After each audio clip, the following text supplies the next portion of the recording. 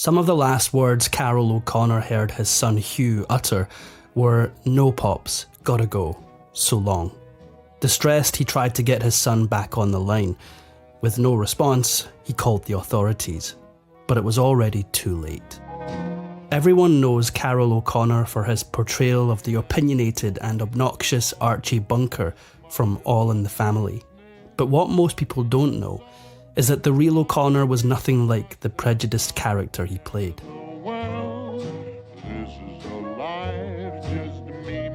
Carroll was born in Manhattan on August 2nd, 1924. He had every intention of following in his parents' footsteps and getting a university degree. But when America entered World War II, he immediately dropped out and declared that he would fight for his country. After serving with the US Merchant Marine, he managed to get back to his education. O'Connor had a political edge, and it came out when he was editing the school newspaper at the University of Montana. When the university threatened to cancel an issue of the paper due to a political cartoon they objected to, O'Connor walked off the job in protest. He wasn't studying theatre, but he did appear in student productions. While performing in Our Town, he fell in love with Nancy Fields, and they got married in Ireland in 1951. After getting a master's degree, O'Connor began acting in theatre and soon started getting roles as a character actor. He appeared in TV shows like The Fugitive, The Outer Limits, and I Spy. In 1962, after missing out on iconic roles in Gilligan's Island and Lost in Space, O'Connor was in Italy, having taken on a small role in Cleopatra with Elizabeth Taylor. While there, he and his wife adopted a boy who was just 6 days old. In a touching move, they named the boy Hugh, after O'Connor's brother who died in a motorcycle accident the year before. In 1968, O'Connor got an interesting call from TV legend Norman Lear. Lear knew of a British sitcom that was begging for an American remake. The show was Till Death Us Do Part, and Lear needed O'Connor to come back to America to play the leading role. O'Connor knew all about Till Death Us Do Part. Before getting the call from Lear, he'd read about it. The show dealt with topics like racial prejudice that O'Connor was sure you couldn't touch in America. He agreed to come to New York and take the role, but he asked Lear for a return ticket. He was so sure the show would fail, he wanted to make sure he could get back to Italy, where he was living.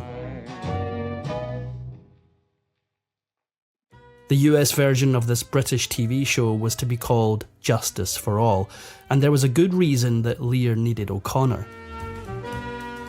The main character had some very unpopular opinions, and Lear knew that O'Connor could find the right tone to make him still lovable enough to carry the show.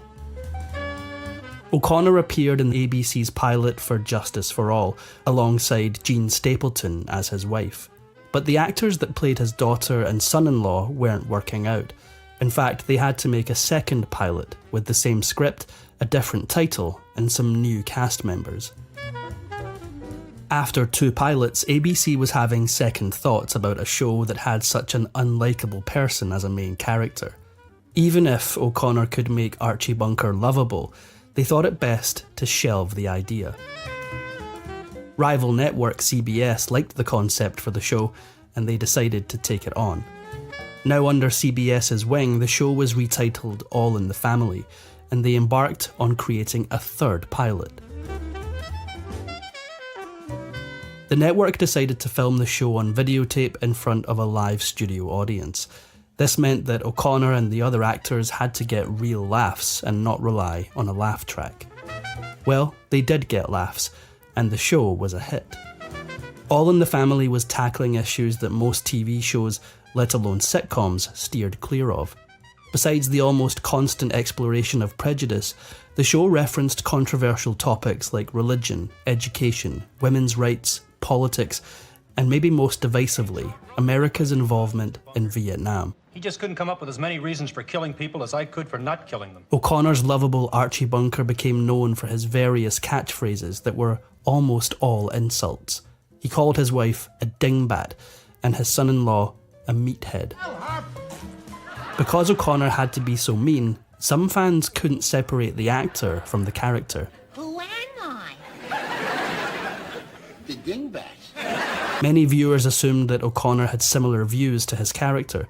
The truth was actually the opposite. O'Connor and Bunker, if they had somehow had a chance to meet, would not have seen eye to eye on anything.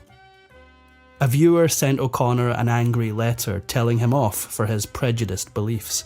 O'Connor's son, Hugh, got to the letter before his dad saw it, and the 9-year-old was angered by it. Hugh had had enough of people thinking his dad was a bigot, so he wrote a letter back to the viewer. In the letter, he explained that his dad was playing a role, and that he actually liked people from every nation, country, state, and continent. O'Connor eventually found the letter and kept it as a souvenir in his wallet. But there were some problems on All in the Family not easily solved by a letter. As the 5th season was about to begin, O'Connor was having contractual issues with CBS. The writers got nervous and started creating a storyline that had Archie AWOL from the Bunker household. If O'Connor didn't agree to continue, CBS had a plan. They would kill off his character and have his TV best friend Stretch Cunningham move into the Bunker household. O'Connor did eventually resolve the dispute, but now he knew about the network's plan to replace him. Stretch Cunningham, played by James Cromwell, was still part of the cast, and O'Connor felt uncomfortable having his potential replacement lurking in the background. So he had CBS write Cunningham off the show. Stretch Cunningham is dead. O'Connor had a ruthless streak, and he was good at playing an unlikable character. This may have been why he was an inspiration for one of DC Comics' villains. In 1976, while All in the Family was at the peak of its popularity, DC introduced Rupert Thorne, and the artist used O'Connor and his trademark cigar as the basis of the character's look. But while some saw Archie Bunker as a villain, others saw him in a different way. Even though he had some repulsive ideas, audiences couldn't help but love Archie Bunker. In fact, when TV Guide asked its readers to name the best TV dads of all time, Bunker placed 24th. Which makes you wonder how bad these people's real dads were.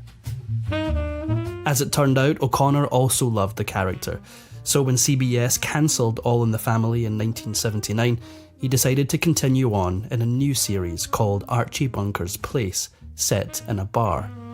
Mike and Gloria were now gone, but Bunker's wife remained by his side. It was hard to get Jean Stapleton to commit fully to Archie Bunker's Place. Perhaps she'd grown tired of being Archie's dingbat wife. While she appeared in some episodes, O'Connor, who was also now a producer of the show, thought her role had gone stale and decided to have her character killed off. In 1983, CBS cancelled Archie Bunker's Place. The decision was sudden and came as a shock to O'Connor. His nose was out of joint, and he refused to work for CBS ever again. Although this proved unavoidable as his next show, In the Heat of the Night, moved from NBC to CBS in 1992. For exclusive perks like early access to new videos, priority replies to your comments, and to have your say on future content, consider becoming a Factinate member. On top of that, your support helps keep the channel going. Click the link in the description for more details. In 1988, O'Connor's son Hugh was diagnosed with Hodgkin's lymphoma at the age of 16. Fortunately, chemotherapy helped Hugh recover, but the downside was that he became addicted to some of the medicine used to help with the pain. While Hugh had survived cancer, he wasn't doing well. During his recovery, he grappled with addiction problems. Amid his son's struggles, O'Connor was at least able to provide some help with his acting career. Hugh had roles in both Archie Bunker's Place and In the Heat of the Night. In 1989, O'Connor had a health scare of his own. He became ill while on set and had to be hospitalised, eventually undergoing open heart surgery. Over the course of his career, O'Connor took home a Golden Globe for All in the Family. He also received 5 Primetime Emmys, 1 for In the Heat of the Night and 4 for All in the Family. In 1990, he entered the Television Academy Hall of Fame. It was a career to be proud of, but there was tragedy waiting in the wings. In spite of his addiction problems, O'Connor's son Hugh got married and had a child of his own. But his drug issues persisted. On March 28, 1995, O'Connor was on the phone with Hugh, trying to help him once again. Hugh seemed more desperate than ever. When his father insisted that he get professional help, Hugh replied that he was going to take his own life. O'Connor knew he had to get to his son, but when he offered to pick him up, Hugh uttered 6 unforgettable words. "No, Pops, gotta go. So long." Terrified that his son would follow through with his plans, O'Connor tried to get him back on the line. With no response, he called the police and had them rush to Hugh's home. Sadly, just as the officers pulled up, they heard a loud, ominous bang. It was the gunshot that ended Hugh O'Connor's life. It was a tragedy that left Carroll O'Connor dealing not only with the loss of his son, but a deep sense of guilt. He couldn't help but dwell on the final phone call he shared with his son, wondering what would have happened if they hadn't spoken. Ladies and gentlemen, Mr. Bunker Hill. In the wake of this unthinkable tragedy, Carroll O'Connor sprang into action. 6 months prior, his son's wife had given him the name of Hugh's drug dealer. Just hours after his son's death, O'Connor called authorities and gave them the dealer's name. He was Harry Thomas Perzigian, and O'Connor was going to make sure he got his punishment.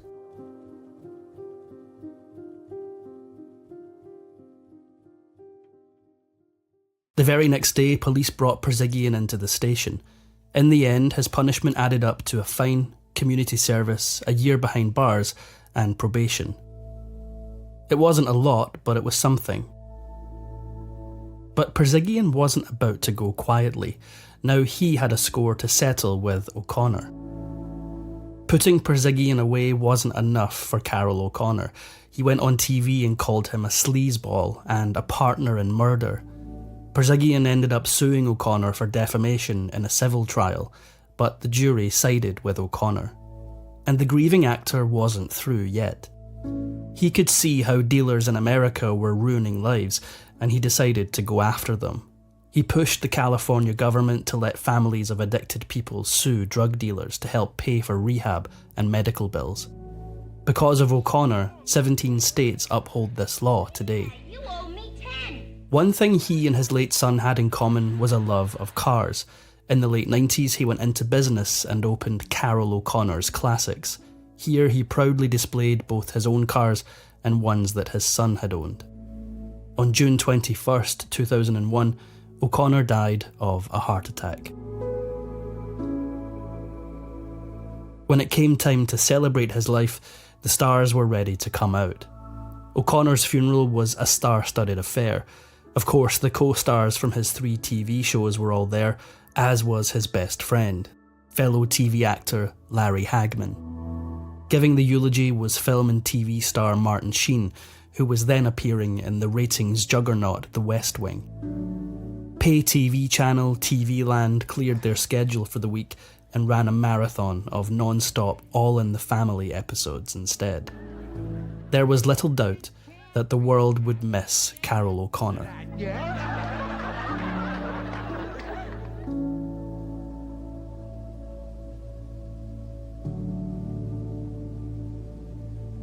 If you enjoyed this Factinate video, give it a thumbs up and subscribe for more incredible stories. If you want a say in who we cover next, join our membership program through the link in the description for exclusive perks. Your support means everything to us. Thanks for watching, and we'll see you in the next one.